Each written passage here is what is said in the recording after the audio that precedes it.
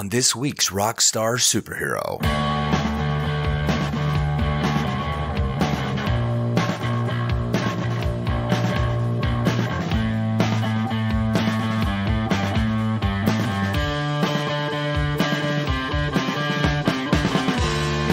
There aren't many surviving old-school punk musicians. Many of them have gone on to that great gig in the sky, but those who have survived the last 45 years are the true legacy artists of a long-gone generation. Mention Johnny Rotten, Siouxsie Sioux, Nina Hagen, or Henry Rollins, and you know they changed the musical landscape forever, and their influence is far-reaching. Of all the surviving punks, John Robb is a truly influential human, known not only as a founding member of the legendary Membranes, but as a writer, a commentator, a pundit, and an industry insider for over 30 years. Our conversation today was everything I had hoped it'd be.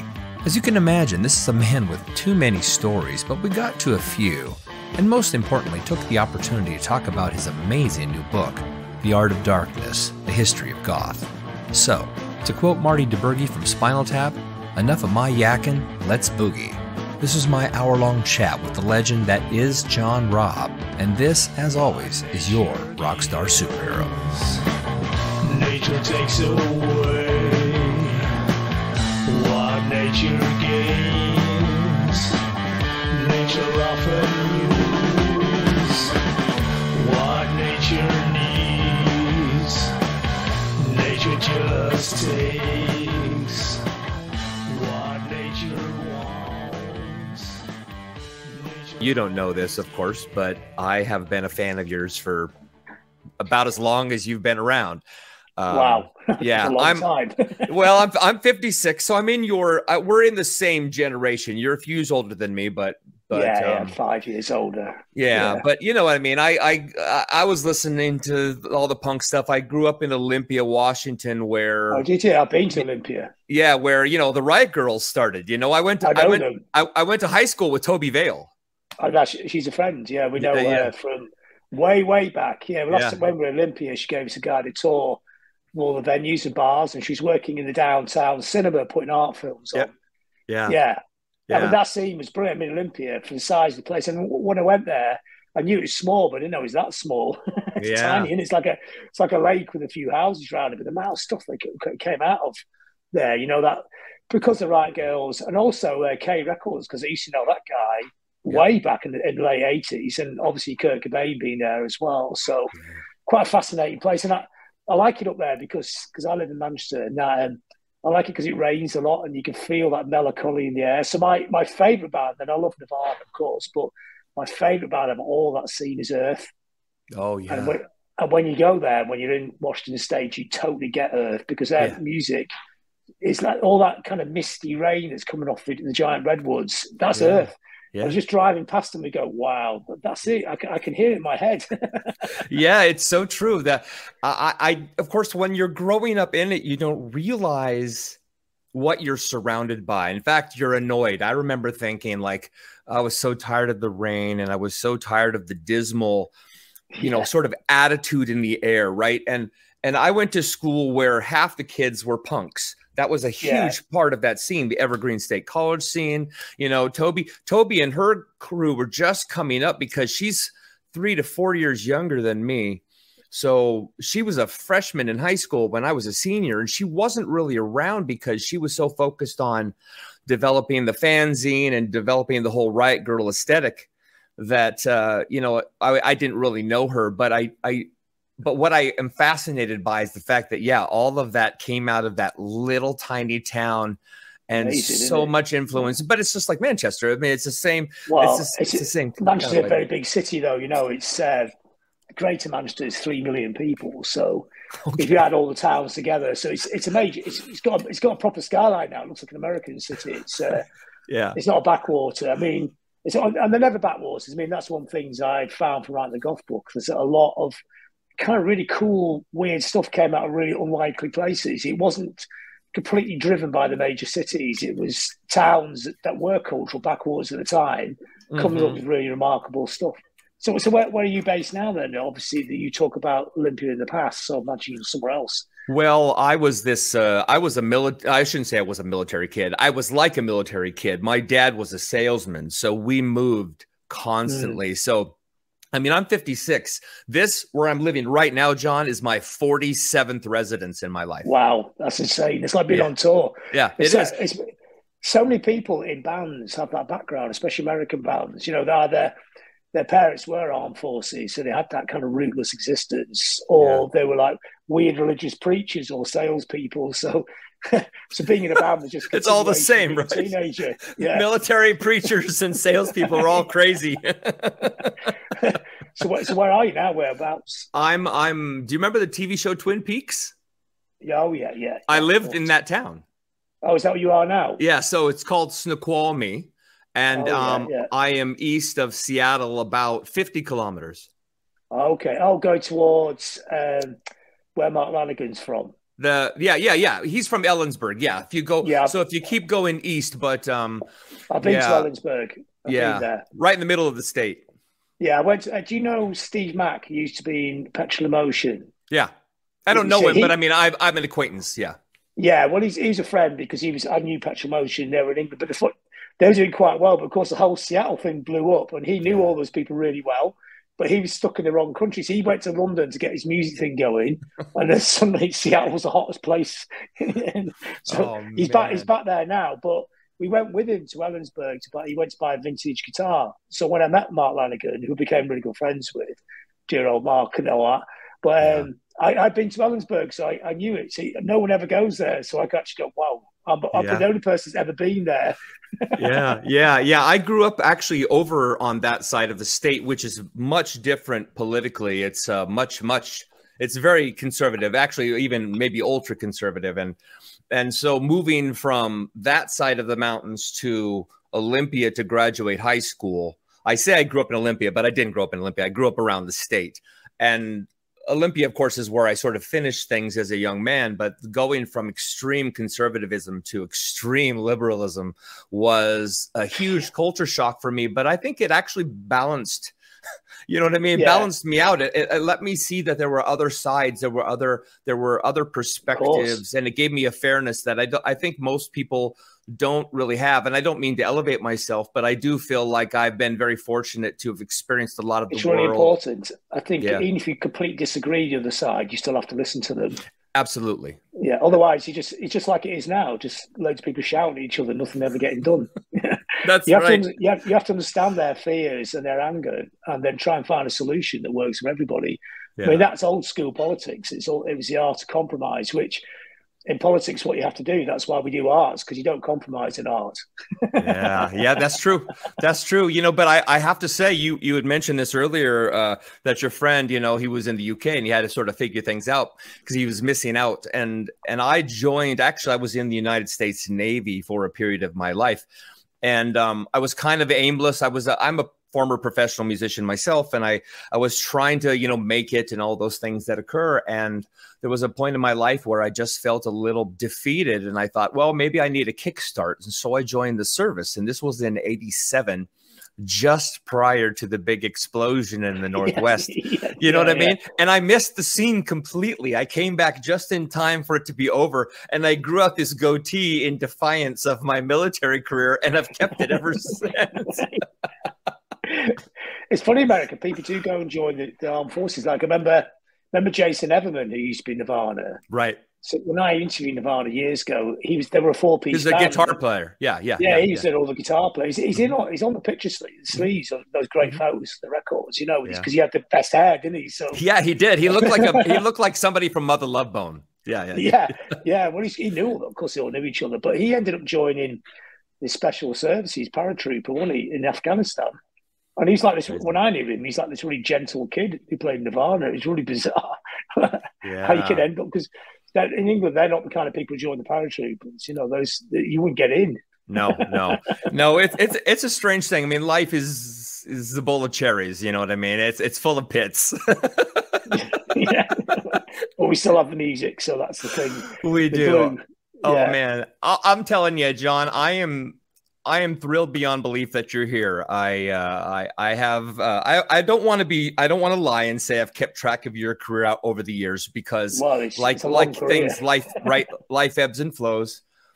But I was certainly aware of the membranes when the membranes were a thing. And then, of course, you know, tracking you a bit here and there over the last 20 years has been really fascinating to see, because you bring a well-traveled, well-heeled experience and brilliance to what you're doing. And I think that's what's so important. When I was watching one of your TED Talks recently, actually in preparation for this, I had never seen the one. And it really floored me, because I realized here's this man with, you know, all of this skill and all of this time in service and this huge reputation that he maybe feels he should protect. You know what I mean? This idea of never selling out because you're post-punk or you're something else, right? That you have to be cautious because you're too cool for school. And I guess what I wanted to say about you as a starter, this isn't a question, just a comment, is what I admire about you is that you have never, in a sense, sold out, but you've made yourself available to the masses, and you've brought the ethos from the past and you've married it squarely with your life experience and where you are today. And you've done it without compromising. And of course, we'll talk about the book in a second, but I just find you incredibly fascinating because you're real and easy to see that you're who you are exactly. There is no artifice in you. You're not a performer on stage. You're just John Robb. Yeah. I guess that's kind of a nice little summation.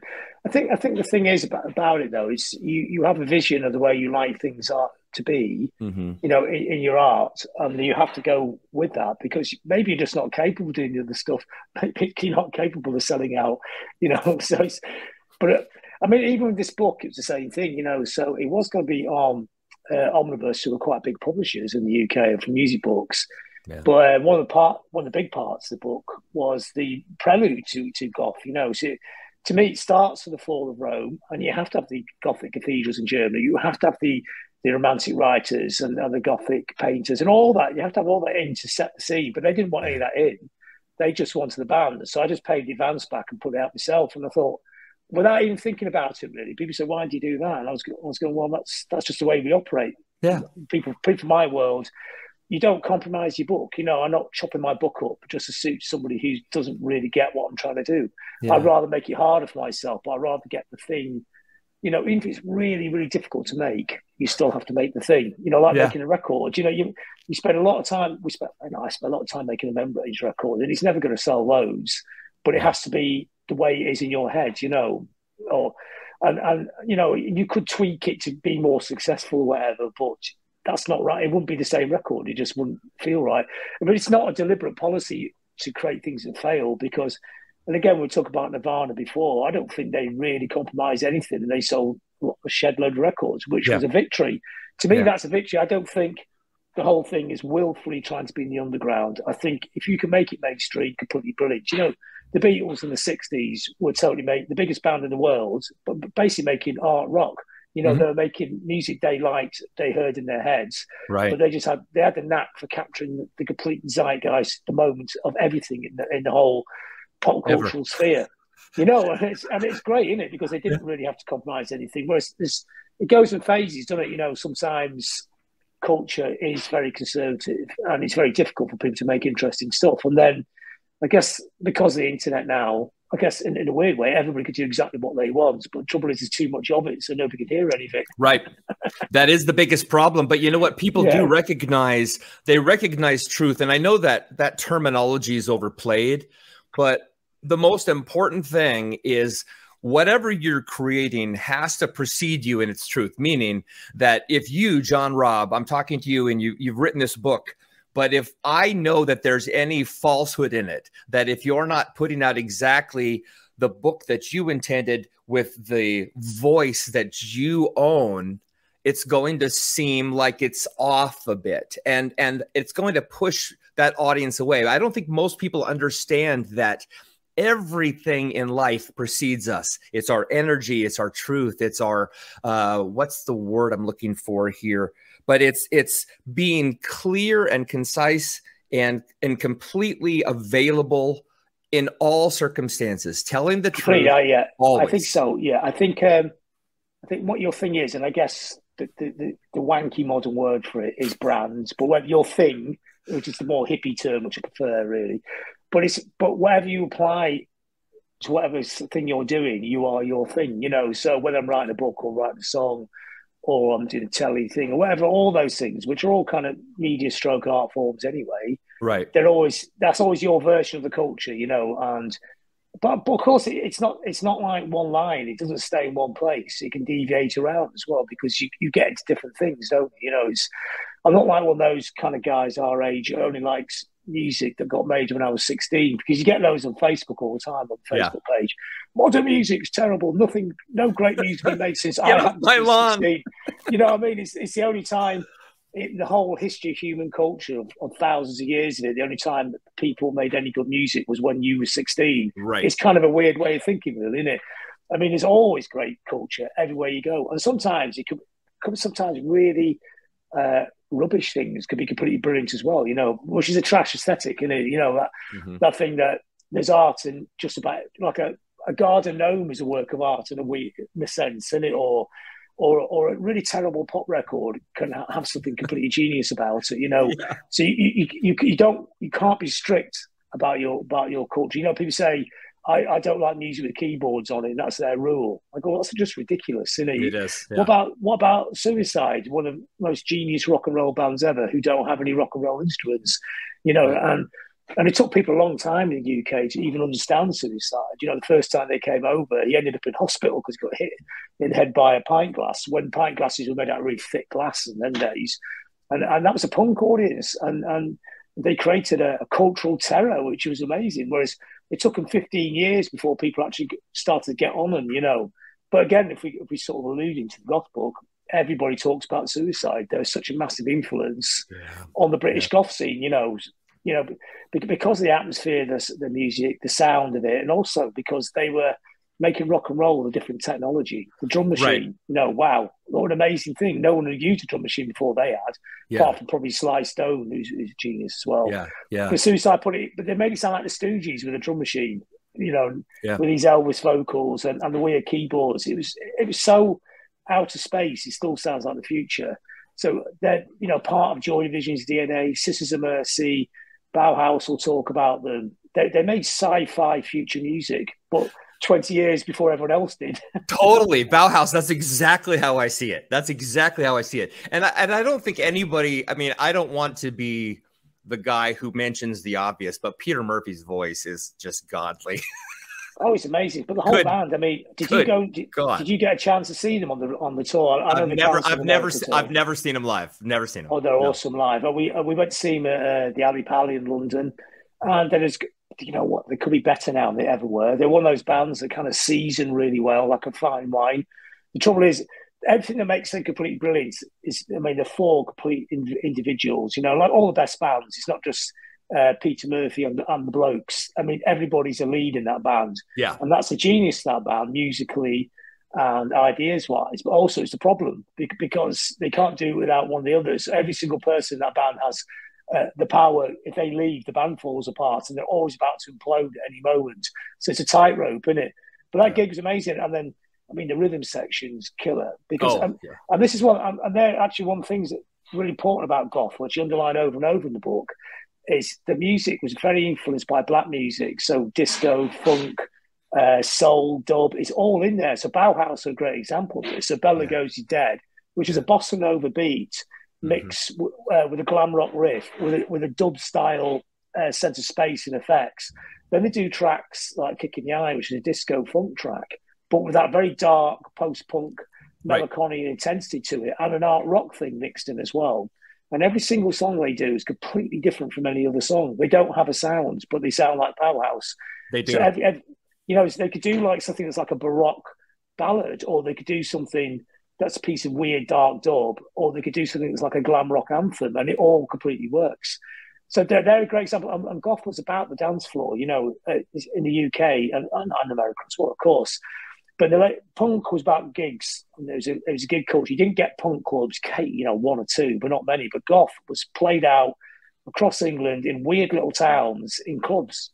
And before that, there'd be the only alternative, and they were called alternative clubs. They weren't called goth clubs because goth was a retrospective term for a scene. That's why every band hates the term, because it's about 2 years after the scene, it suddenly got called goth. Right. And as a joke term, was now, you know, for a 16-year-old kid, it's a cool term, which is good. It's become now people think of cool stuff and think of goth. Whereas when I was younger, it was a bit of a sarcastic reference to the scene, which we already called alternative music. So, and the parameter was wider as well. So some bands I've included in the book, you know, I'm already people saying, why have you got Lieback in there? They're not goth. I go, I know they're not goth, but they were actually played in goth clubs. You know, they you know, and the industrial scene as well, Throbbing Gristle and all that.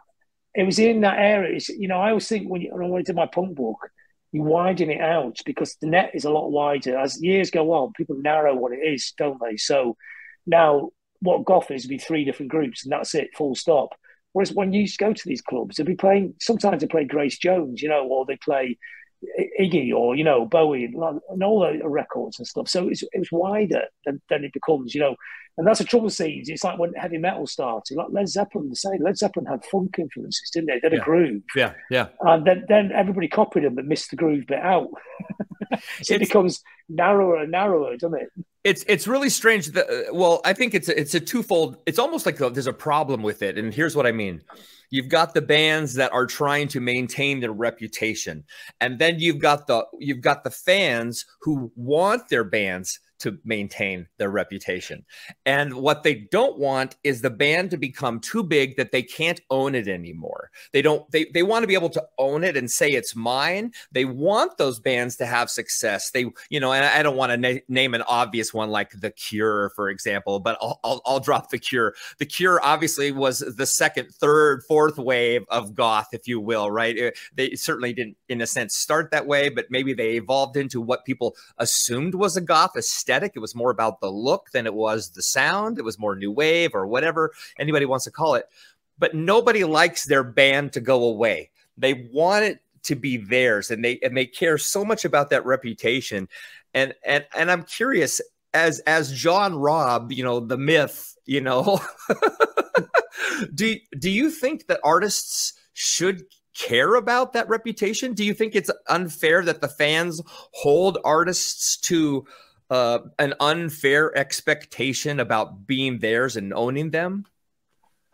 Well, let's unpack that. I totally understand that kind of mentality. If you the only goth in a small town in the middle of America, you know, like I'm trying to think of all those towns. I've been to most of these towns, you know, like these. Yeah, it's just Oklahoma City. Like, I've been to Oklahoma City. They've got a couple of great bands in Oklahoma City. They really do. They have. Flaming Lips. I saw Flaming Lips in 1989 when they were a psychedelic hardcore band. I mean, they could have actually fitted on the tail end of goth. Actually, you know? Black Magnet is from Oklahoma City. I know them as well. Yeah, fantastic. I mean, anyway. So I mean, even small places, you're the only goth in the village, and you're getting all the jocks are beating you up all the time. Right. Of course, you feel a sense of ownership, and you don't want the jocks to like your band because those people beat you up, and it's like that. You know, the Nirvana thing, you know, I mean, you just likes to sing along to all the pretty songs. Right.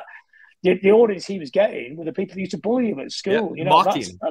Yeah, it's a really weird thing, isn't it? You know, it's something. I mean, in a way, if you put a positive spin on it, which I like to, I think it's good. Maybe that those people get presented with this different culture, which explains why these weird kids were there. You know, you don't have to be a big macho dude to be a man. You know, which is often the underlying message of a lot of this kind of music, and there's different ways, and of course, not just men, of course, but this kind of period it was, you know, like men didn't have to be jocks. Basically, was a very simple redux message, you know.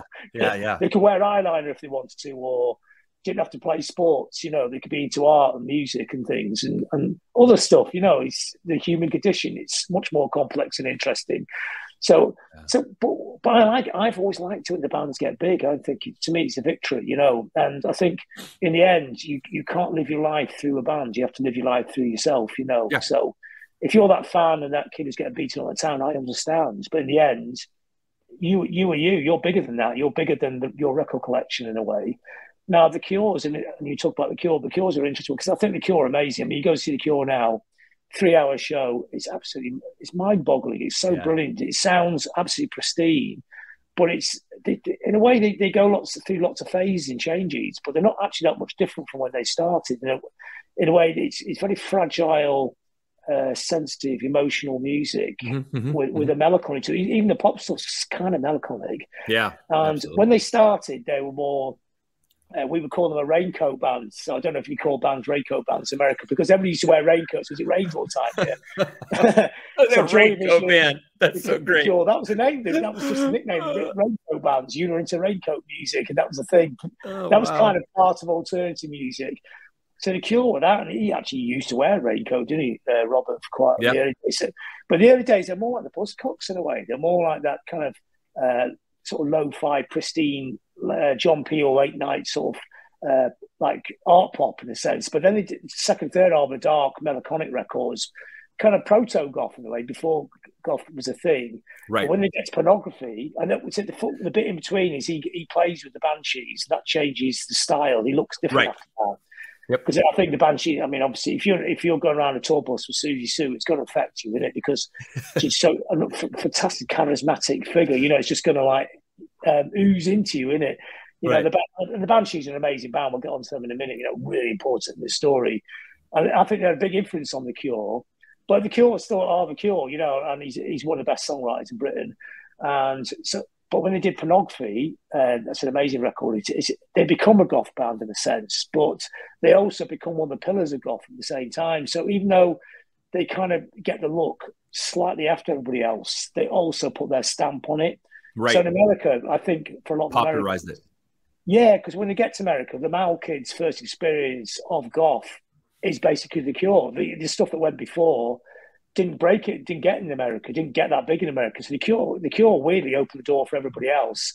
And in the end, Pornography is one of the greatest, I mean, like everyone else, they don't want to be called a goth bands, but we're using this as a shorthand term, basically, for dark art rock music, aren't we? So we're not trying to label these bands. We're not putting them in boxes. We just don't want to have to explain what we talk about in paragraphs all the time. So goth is our shorthand term. So it becomes one of the pillars of goth music. It's an amazing record. It's so utterly dark and dismal, but also psychedelic. It's a psychedelic record, monochromatic psychedelia. It's not psychedelia in Paisley patterns, but it's a mindfuck record. It really does. You listen to it, it does affect you quite heavily. You know, it's it's one of the heaviest records ever made as well. That's the thing. I love Black Flag. You know, Henry's great in that, and they made some amazing records, but. It's not like you put Pornography on. It sounds like a little tin pot, little English pop band. God, it's as heavy and as intense as Black Flag at their peak, with a bass sound to match. But they got that in the top 5 in Britain, and it's mental. I mean, that's what Britain's like, isn't it? And this is what's one great thing about pop culture in Britain.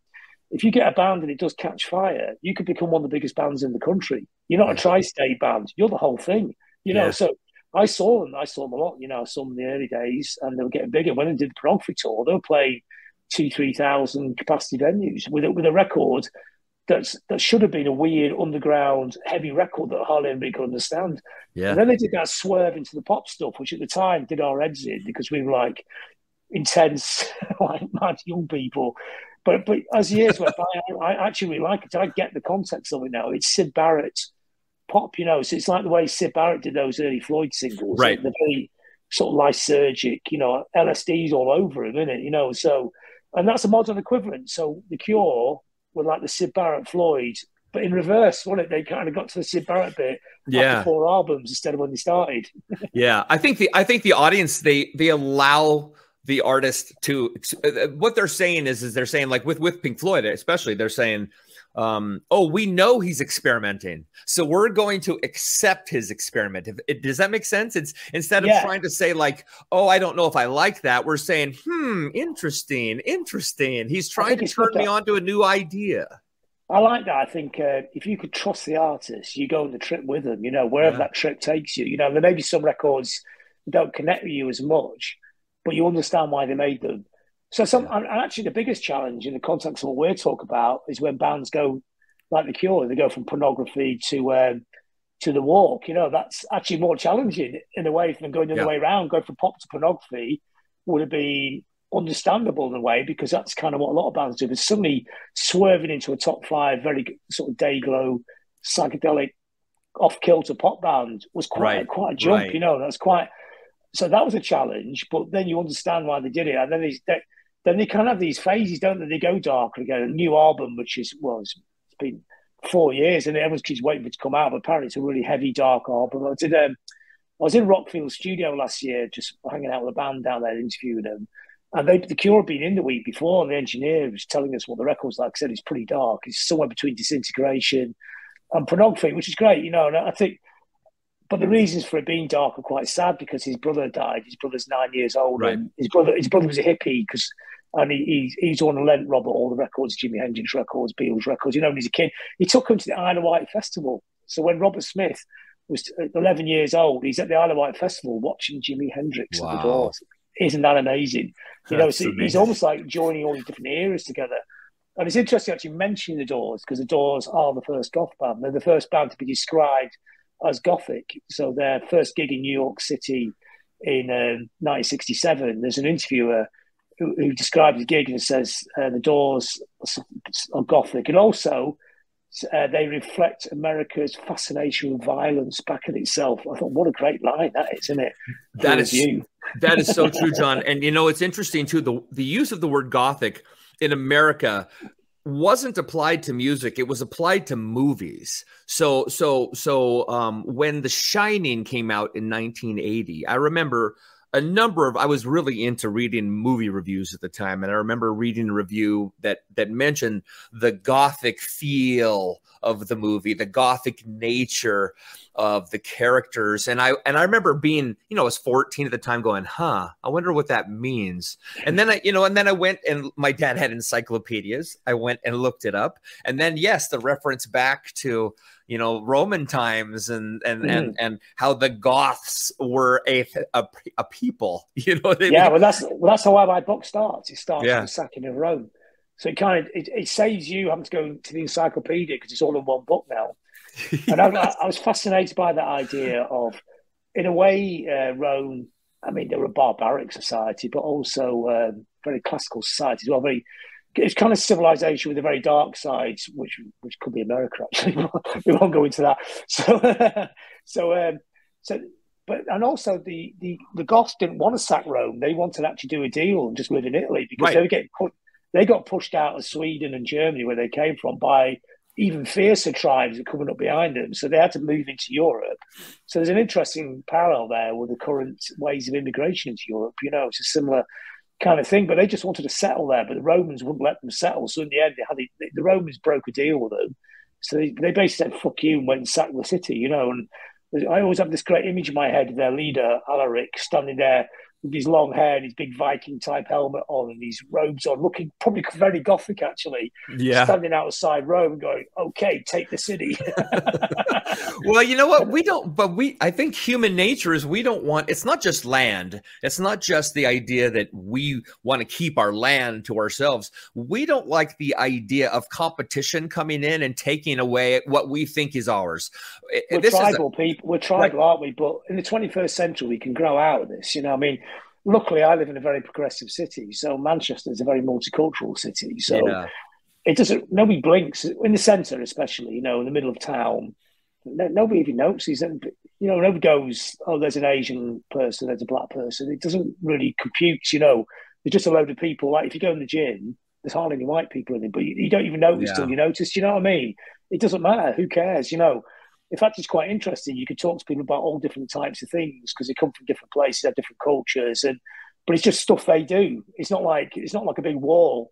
But if you go 20 miles up the road, that's a problem. It's a problem, you know, for people. But here we're in the future. Yeah, well, just human beings sharing stuff. You're lucky. All in the same place for different reasons, but that's okay, you know. Yeah, it's a modern world. It's how it should be. It's not hard work. It's not, but it does take willingness to say. It goes back to the Rodney King thing that he said back, you know, when the Los Angeles riots happened, was can't we just get along? Why is it so hard for us to get along?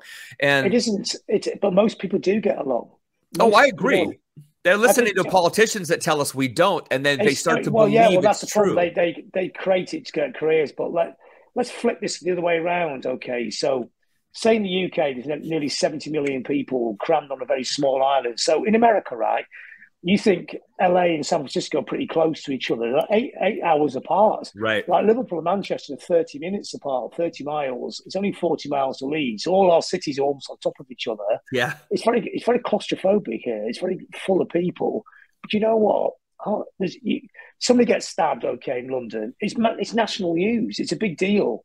Yeah. But there's another 69,999,000 people didn't get stabbed that same day, who walked along the street, probably said hello to each other, and absolutely nothing happened. It's not news, is it? But actually, it's quite remarkable. Yeah. Because when you think it's only 10,000 people 10,000 years ago, and each cave would be blowing up the other caves and burning them all to death. Now we've somehow found a way to all cram together on an island, get on with each other. Same in America. Of course, there's violence in America, but it's not even 0.0001% of the country. Most people's experience day to day in America is going to work and coming home.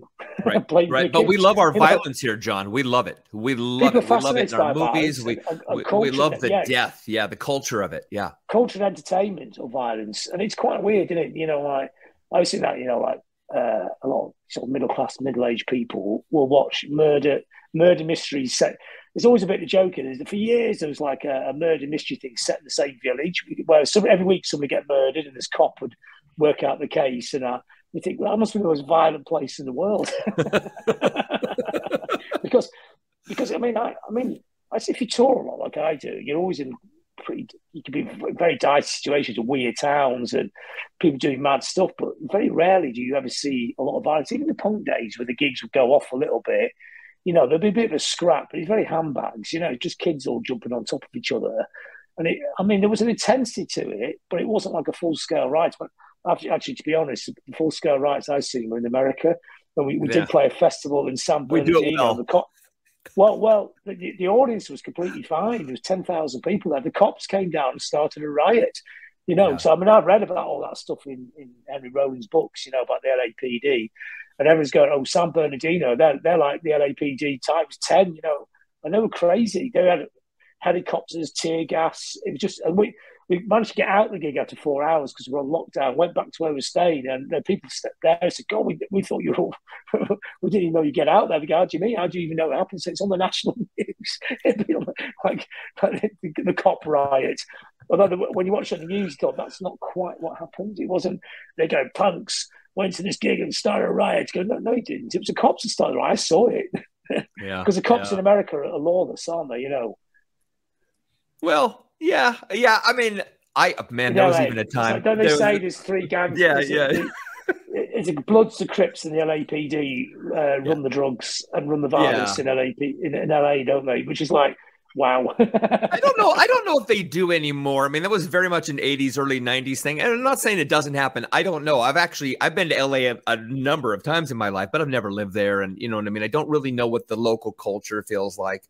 But it seems to be the case. It's certainly still news. You know, I mean, the gang violence in America is not as significant, I think, as people outside of America think it is, but it is significant. Yeah. It does exist, and gangs from other countries love to come here and gang it up. You know what I mean? That Russian gangs and Eastern European gangs and Asian gangs, they come here to be gangs, you know, because there's land to take, there's money to make, there's people to threaten and dominate. So because we love that part of the culture. We'd like to say we're a melting pot, but we're a melting pot to violence. I mean, we are. Yeah, it's kind of odd, I think, in America, because it's very multicultural, of course, but people, this happened to a certain extent in the UK as well, but every city has different areas. You've got the Polish area, you've got the Irish bit, and they actually live in different bits of the city. And it does, in England, it is like that, but it blurs a lot more, you know? So it's, you know, everyone goes to the centre of the city and all mixes up. But I found in American cities, people don't often leave their areas. So even I remember even in the 80s in New York, there was like a Polish radio station for the Polish people, which is fine, you know, because you still need your own culture. But it seemed like an island, you know. People didn't ever leave the island, you know. Whereas here, people would, maybe because we were more claustrophobic and squashed, that we had to deal with everybody else. Yeah. Yeah, I think so. You know, my wife is Japanese, and I've noticed that of all the Asian cultures, and this is not a slight for any of my non-Japanese listening audience, this is not a slight, but what I've noticed is the Japanese, when they come to America, they love, or I should say they seek to integrate, where the Korean and the Vietnamese and the Chinese cultures tend to find where the other immigrants have moved, and they move there. So even though they don't have their own city per se, they do have their own neighborhoods. Yeah. They do have their own, you know, barbecue or their own noodle restaurants or whatever it is. And of course, as an American, as a big, tall, white guy living in the middle of it, it's great for me because there's so much culture. But it is curious to me that people don't choose to integrate. And I think I like it's weird here. Both. I think people should have their own. Human culture is fascinating. So, you know, it's great that people have all these belief systems and the ways of doing things. Because who's to say which one's right? Right. I mean, you know, the Korean culture could be the perfect culture, but it's perfect for them, isn't it? But you mix them up, don't you? So there are things in other cultures which are great as well. Yeah. So there's loads of things that are great about America, you know. So you could have both. You know, it's that thing. I remember like years ago, they used to go on about cricket fans, you know, you're a big gaming here, but they used to go on about like a lot of Pakistani people would only support Pakistan when they played England, and all the right wing people in England would complain about that. And I go, well, that's fine, isn't it? You know, because they'd probably support England second, or they'd support them both. You know, you can support both, and I think music, actually, go back to music, is a brilliant example of this, because music is a great mixture of cultures. And I was saying about the goth thing, where ostensibly it was kind of very intense dark music coming out of punk, but it mixed with funk and soul and dub to create all these other flavors. And I know people nowadays go about cultural appropriation, but I hate that, you know, because all music is cultural appropriation. Yeah, absolutely. I mean, reggae, which I love reggae and I love dub music. I think Jamaica is one of the powerhouse musical places in the planet. But reggae wasn't solely made up by a load of rastas sitting up about it. I mean, reggae was people in Jamaica trying to play American soul music and get, but their own beat got in there, and it, which is even more fascinating, isn't it? They got it wrong and they got it completely right in a way, and like blues is a mixture of African music and Irish folk songs, and it's always being mixed up. So don't stop mixing things up. You know, the only thing that's bad is that you know the complaint you could have is the white people tend to get all the money.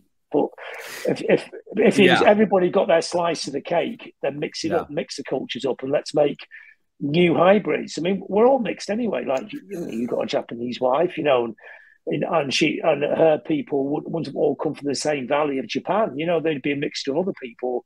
Yeah, humans have always been mixed forever. You know, so to think there's only one way of doing things is completely crazy, isn't it? I agree.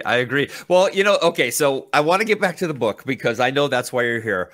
And I'm telling you, I'm going to say this in front of you right now. I think we're going to be best friends, John. I think you're so fantastic. So you're here to talk about the book. I want to, because we didn't mention this yet, The Art of Darkness, The History of Goth. And I'm fortunate to have received a copy. I didn't get it until recently, so I haven't read the whole thing. I skimmed most of it, and I did. It's a lot of it. It's a lot, 500 pages. It's just ginormous. So it's a true treatment of the history of goth, everything from where we started 2,000 years ago to today and beyond, and a whole bunch of things you would have never considered. And I think what makes it so good, what I've been able to enjoy so far, is what I mentioned a second ago, that you have the blessing of eloquence. You have the blessing of fearlessness, and obviously you're passionate about your art. You've been in the industry some way, shape, or form for the last 50 years. And you're willing to suffer for the greatest good. You know what I mean? And I think I think that's what makes this such a special experience, because the book isn't just a reflection on goth, it's a reflection on your take on goth, and I think that is a really great melting together. It's a great pot of interesting goo. It's just really great. But I guess my question about the book is why this book? You know, why goth? Why now? Why 2023? Well, actually, I did start writing about 8 years ago, so it wasn't actually aimed for this year, but it took all that time to finish it. But I think one thing was, that goth was always treated by mainstream media people as a bit of a cartoon, really, you know, and it wasn't taken that seriously as an art form, you know, and a very shallow, very narrow sort of version of it. So, you know, it's just kids with black hair moping around with white faces, you know, that's it, nothing else, you know. But what I was trying to point out in the book, and the title, and the clues in the title, there is an art to the darkness, you know. It's very artful music. I mean, a lot of these bands did go to art school, you know. Adam Ant went to art school, you know, and it's interesting because the art schools, they don't drive anything now, but at that time, probably you could argue that goth scene, maybe Britpop to a certain extent, was the last time the British art schools dominated British pop culture. So it wasn't like they were teaching people how to make music in those places. They were teaching people the angle of how to create art, you know. So it's not just how to paint. It's about how to question things and look at things at different angles. And it's very interesting when you feed that into music. So a lot of those groups came out of that kind of art school kind of environment. And there was an artfulness to what they were doing. And it was never conventional. And it was never played completely straight. So none of those groups sat down to make music that was deliberately dark at all. I mean, it kind of reflected its times without, not deliberately, you know, in a sense, you know, just because it was just soaking in. So all those kind of strands I was trying to get into the book, you know, a bit like what John Savage did when he did the punk thing with England's Dreaming. Because what John did there, before that, after years, people started to think punk was a bit stupid, you know, oh, it's just stupid people fighting or throwing balls. But actually, spitting on each other. Yeah, it became a very reduced idea of what it actually was. And it was actually quite a revolutionary idea. And what John did, he based the book on the Pistols story. So he unpacked the Pistols and said there's a lot more to the Sex Pistols going on than just somebody swearing on the television, which was completely brilliant, by the way. But there was, you know, stylistically, lyrically, and culturally, the whole force of it and what it did and repercussions, which still go on to this day, needed explaining. And that's what I was trying to do in this book with Goth. I was just trying to say, I was unpacking it, really. It's a lot bigger than you know, just the cartoon, you know, South Park cartoon of a couple of mopey kids. You know, it's not dumb at all.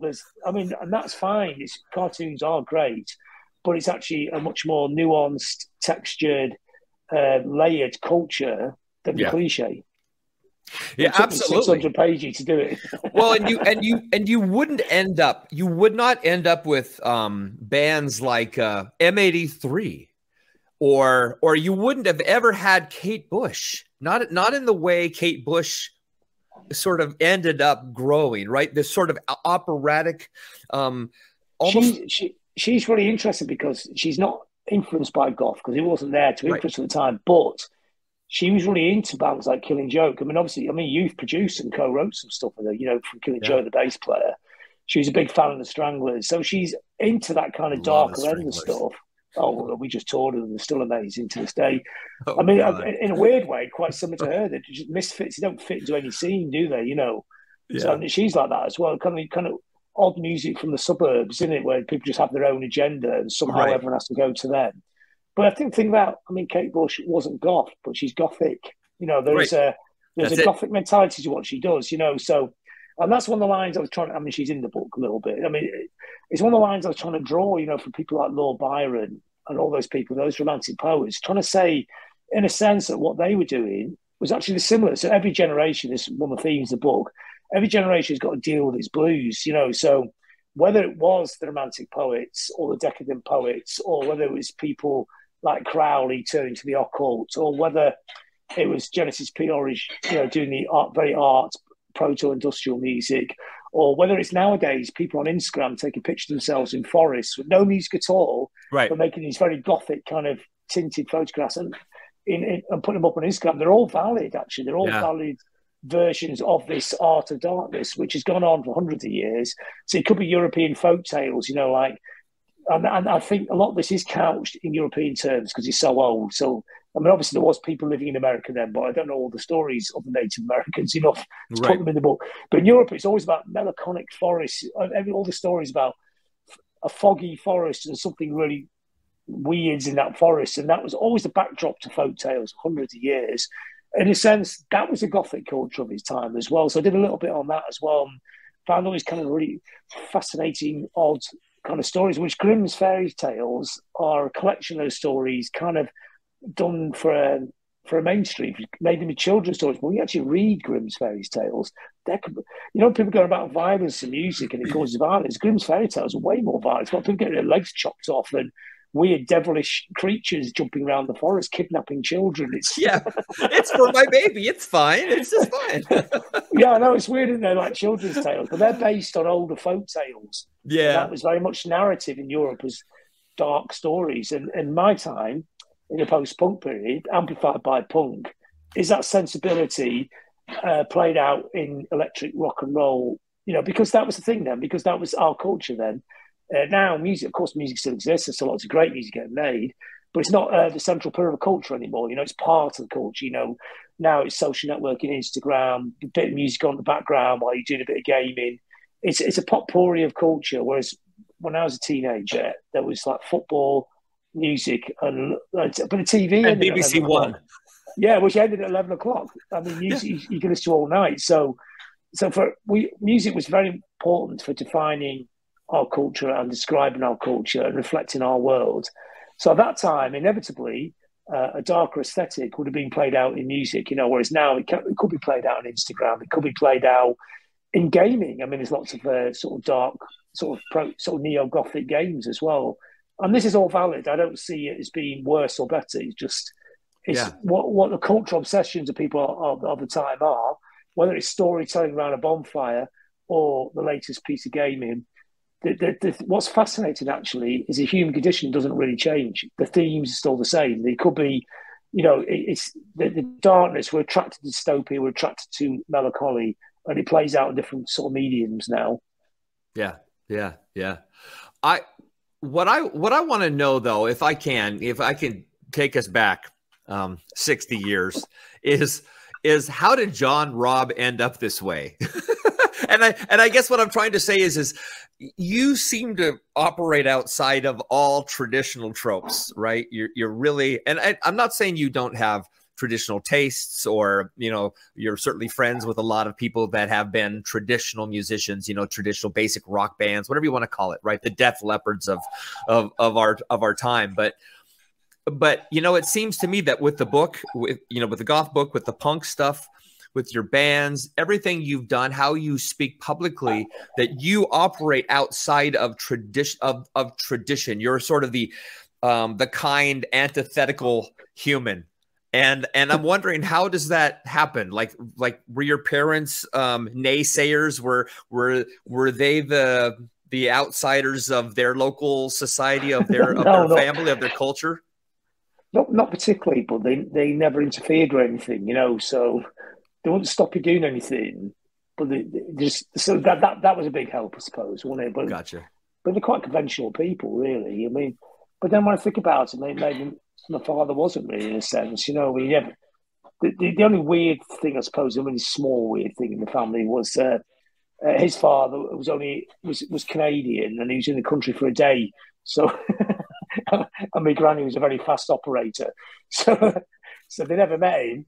And I suppose that's the only way. But so my father was a legitimate offspring, so which he was always quite embarrassed about. Which we never thought that was a big deal, you know. We didn't care. I actually, when about 10 years ago, I did Google my dad. I did a little bit of research. I found him on the internet. He's dead, of course, years ago. Oh. But I found the picture of him. And as soon as I saw the picture, I knew it was him. I thought, oh God, that looks like my dad, and it was him. So he's a French Canadian from Halifax, Nova Scotia. That's the only sort of interesting thing I could think of in the whole family story. You know, I remember one day I will get to Halifax, Nova Scotia, and I'm going to find his grave. You know, just to find him and stuff. And he was he was a ship's purser, so he used to look after the food and the drink on the ship, on a cable ship, going across the Atlantic. So, you know, when they laid the cables underneath the Atlantic, with telecommunications in 1919, he was going across just after the war, and he got to London and he got to the docks. And my granny used to live near the docks in the East End of London, and she used to hang around the docks looking for handsome sailors, and then one got off the boat and there he was. That's awesome. I went to a 100th birthday party. We weren't that close to that granny. We only saw her now and then. Yeah. And she was a bit doolally then, you know, her mind had gone. And I hadn't seen her for about 15 years. And she goes, she's quite cockney. She go, "Oh, God, blimey, you don't half look like him." I was going, "Who?" You go, "Him, you know, your grandfather. You got the same eyes." Like that. So that was my only connection with him. But he don't really look like me when I saw a picture of him. He looked like my dad. He had jet black hair, and blue eyes, So that was the only weird thing. But I think that's more of an influence has grown up probably in the place in Blackpool, which is a really weird place to grow up. So Blackpool is a rainy Las Vegas of Britain. It's Britain's biggest, West Coast. It's a tourist town in England. But when I say tourist town, you probably think it's full of art galleries, like Venice or something. No, it's the opposite of Venice. It's a working class tourist town with no sort of nice culture in it at all, which is fantastic. You know, it was all like illuminations. Had a pretend Eiffel Tower in it, which is iconic in Britain. It's tourist building for years. But it's out on the limb, so it was a really weird place to grow up. So if you grew up in a city, there is culture, there's museums, there's galleries, there's a music scene. So Manchester had Factory Records, had Joy Division, and we did have a scene. Like in the punk days, there was a scene there, but we were very independent because no one was interested in us at all. Nobody came to Blackpool to come and find a band. Nobody even knew there was bands there. So we had to make our own. Even though we're 15 or 16, we had to put our own record out. We had to start gigs off. We had to learn how to put gigs on. The only older band was Section 25. They were an amazing band, you know, and they were Ian Curtis's favourite band actually at the time.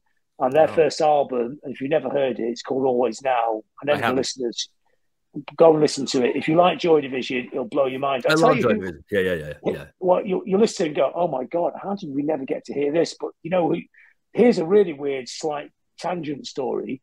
3 years ago, Section 25 emailed me and said, Kanye West has just emailed us. I go, "Kanye West has just emailed me. What's going on?" He says he wants to sample the whole of one of our songs on his new album. Wow. I was going, "Should we do it?" I was going, why are you asking me? But the answer could only be yes. So absolutely on his last album, and thing is, because it was post-punk, he had it, and the drummer is the only one left alive. He could do this kind of disco offbeat groove thing, which is actually quite hip hop. So the groove on it's like dum ka right, which is so hip hop, so Kanye West, isn't it? Yeah. And the singer who's dead now, Kanye does a duet with him. It's really weird. So he's kept the vocals in, so the singer's singing his part, and Kanye's doing his rap in the gaps in between. And it sounds great, actually. It's a really good track. Because Kanye West is, I know he's a pretty dismal public figure. Probably, he's also a musical genius, which is hard. It's a trouble. It's unfair nowadays. I know. When I was growing up, most people's music seemed to be on the same side, but now as years go by, you realise a lot of them aren't, are they? But I could separate the art from the artist. I mean, I think someone like Kanye West probably needs professional help. He needs a PR for a start. Tell him to just don't do interviews. A bit like Morrissey, just keep the mic away from him, you know. Right. But he has the right to talk. Yeah. But of course, he has the right to talk bollocks, you know, and we have the right to call him out for it. But he can make really great records, you know. And I asked Section 25 after the track had come out, how did he find that track? I mean, does he have like a researcher, loads of research? He said, no. He sits there and he listens to stuff. So what he must have done, I reckon he thought, Joy Division, cool band, yeah, okay, but that's too obvious. Who's the other bands on the label at the time? And he'd gone to the other bands on Factory and found Section 25. Listen, and the album's it's the last track on the album, so we must go through the whole album to get there. Wow. So it's quite amazing. But they were from Blackpool as well. So we did have them, but they were 26 years old and we were 16. They're like the oldest people we'd ever met. And we were just like children, you know, like 16-year-old kids who couldn't play musical instruments. We really wanted to be in a band. So our first gig, I talked about this last night, actually, this thing I had to do this talk. The first gig we played, we didn't know how to tune up. We put all the machine heads in a row. So you didn't go doing, doing, doing. We just put in a row. Never been in an amp before. Didn't know what chords were. We just plugged in and played. And it was completely out of tune and all over the place. And I think basically we kind of stayed in the same places. So we finessed that into an art form. We never really learned how to make it conventionally. We just made the stuff that was in our heads and honed it down because we thought that's how you did it. We thought there's no one to ask. That was the thing. Yeah. You couldn't go and there was no grown-ups. I mean, Section 25 were too grown up. And they were weird anyway. I don't think they could really play properly. It wasn't like now you can look it all up on the internet. So right from the start, we already were on a really off-kilter trajectory. Like most people in post-punk. Post-punk basically in England was people trying to play punk rock who had no idea how you did it. You didn't know. Everyone got a bass guitar because it was the easiest thing to play. Because I'm obviously because of the Stranglers, because you got to hear the bass, you go, wow, what's that amazing noise? How do you do that? I don't even understand. If you hit one string and took your finger off, you had a riff, and then you had a song, and that's how people made music. And you talk to Peter Hook, and that's how he started. He's never learned a cover version in his life. And a lot of those bands I would talk to, in post-punk and in goth as well, same thing. And everybody played lead as well. That was the other thing. There was no backing instrument. It wasn't like a traditional rock where the bass sits in the background. The drummers played lead. The drums are melodic a lot of this music. You can hum, you can sing the drum line. So, and I think that just came out of, wasn't everybody, there was small clutches of people in really weird places, so inspired by punk rock. And the idea, we misinterpreted punk rock because we got the idea that everybody could do it. That was the message. Okay, let's do it then. We had to do it. And the obstacles were enormous. And that's how I started writing. It's why I did a fanzine. I thought, well, I'm going to write. I want to write. So I had no idea. I mean, I was talking at a journalism college last night, and you get taught how to do music writing, which is really weird because everyone I knew just started writing, and you just see where it led you.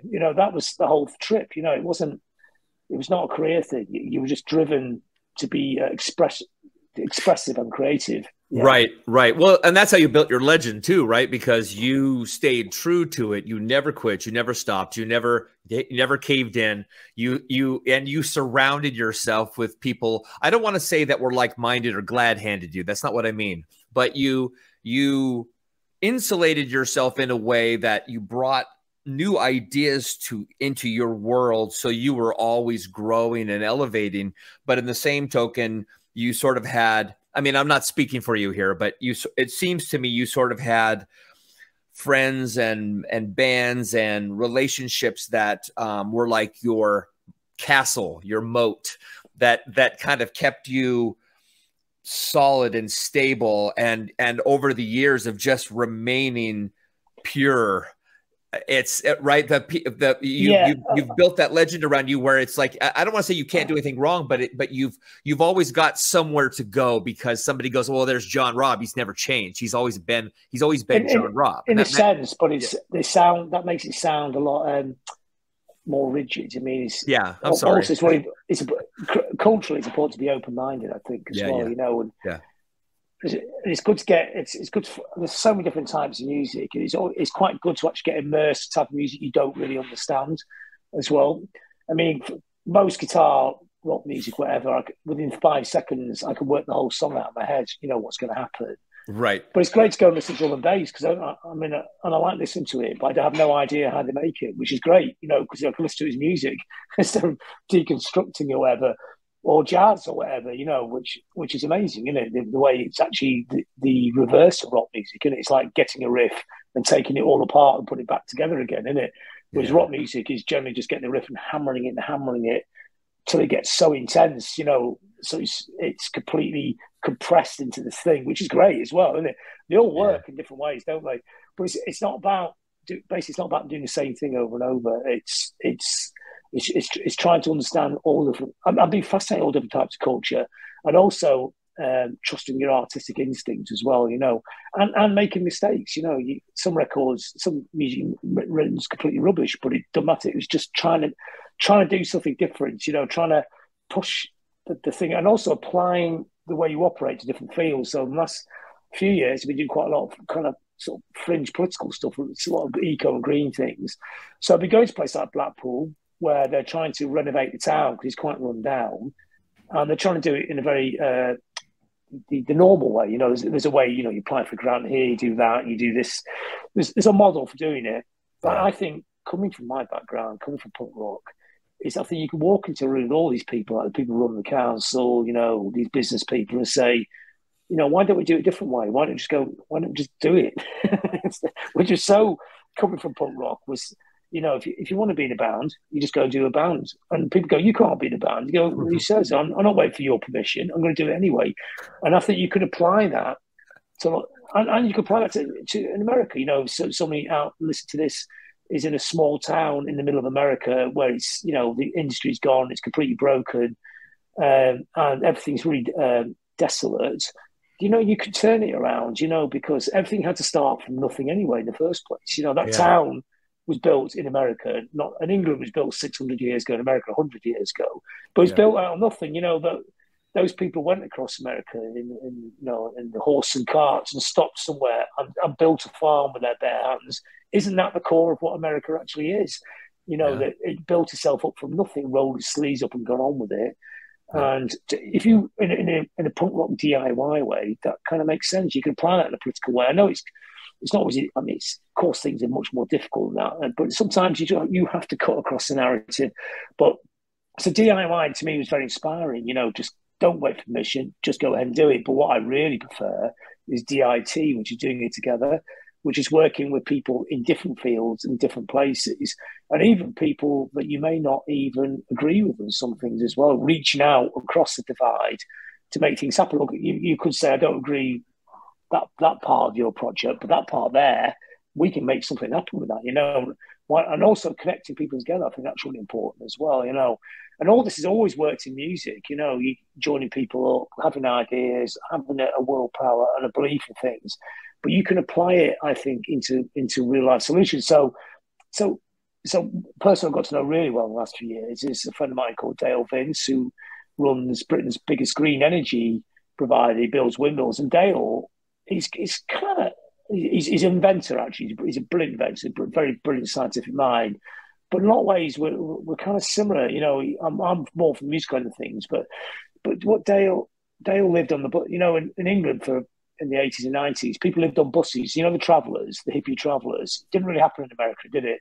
You know, people with dreadlocks, bonfires. They go on the roads and they wouldn't go claim the dole. They just go on the roads and they pick potatoes, keep some potatoes. You know, a farmer would get them to pick up potatoes. They could have a bag of potatoes. And they just did that for 10 years. Then he built a little windmill. Then he built a bigger one. Then a bigger one. Then sold one. And now he's worth £1 billion, which is insane, isn't it? but he does all this really cool stuff. He owns a professional football club, the world's only vegan football club, and he just can do things. So the local football club, about to go bust, can you take it over? Yeah, but you can't sell meat burgers because I'm vegan. So I'm not telling you what to eat. If you go home, you can eat what you like. But if I own this place, this is my place, and it's like come to my house, it's vegan. Fans are up in arms. So he made the vegan burgers taste better than meat burgers, and now they all love them. When we call this green populism, the idea green issues work well, as you know, in Olympia, you know, like the sort of arty end of town, green stuff is big deal. But where you're from, towards Ellensburg, it's perceived as liberals waving a finger and telling you what to do. Yep, so absolutely. How do you get to those people? Because you ain't going to win. No one's going to win this argument unless that little town in Ellensburg is green. So basically what you do is say, no, you can still have all the stuff you like doing in America. You could have you that mad car racing thing, they all crash into each other. You can still have that, but we'll just have to do a zero carbon version of it. You know, we're not going to take your culture away from you. We're just going to make it work in a way that doesn't wreck the planet or kill loads of animals. Absolutely. You know, and this is a positive way of doing it. And I think I got that from punk, the empowerment of punk and this can-do thing. And Dale's similar. I mean, he's actually invented a zero-carbon plane, which he's going to try out this year. So all these, what we always talk about is that someone like Greta Thunberg, you know, she goes, we've got, you know, the world's this and this. We go, if you're so clever, Greta, why don't you invent a plane that's zero carbon? Well, sorry, but Greta's 19. You know, she ain't going to invent a plane. She hasn't got time to invent a plane. But my mate Dale, he's invented a plane. You know, the solutions are there. You know, it's great you have like teenagers like Greta Thunberg saying, I wouldn't mind getting old, guys. Don't run the planet into the ground. And her job is to flag it up, and it's somebody else's job to find the solutions. And that happened in music. So I see the punk rock revolution isn't just about music. You could play those ideas, those ideals out, and the ways of doing things and cutting across the narrative, which punk did across everything. Yeah. Yeah, man, you said all the right things, John. Like, the best part about this is I didn't have to ask you any questions. You just told me what I wanted to know. Yes. Yes. Fantastic. Look, we could talk forever. I'm going to let you go. I don't want to let you go. I want to have you back. So we'll figure that out for the near future. But if you do a book tour, I want to be a part of that. I mean, I really want to help you celebrate this. Again, the book that is so fascinating. And again, I admitted I haven't read the whole thing yet, but it's The Art of Darkness, the History of Goth. It's really, really a powerful treatment. It's super exciting. It's super fun. And like John said here, there's 2,000 years of Gothic history, and he's actually given it to us. So let's embrace it. Let's dig in. And by the way, read his other books and see him when he's out on tour. And John, you're fantastic, and man, God bless you, brother. You're the real deal. Thank you for being here today. You freaking rule. No, thanks, and thanks for your time. Yeah.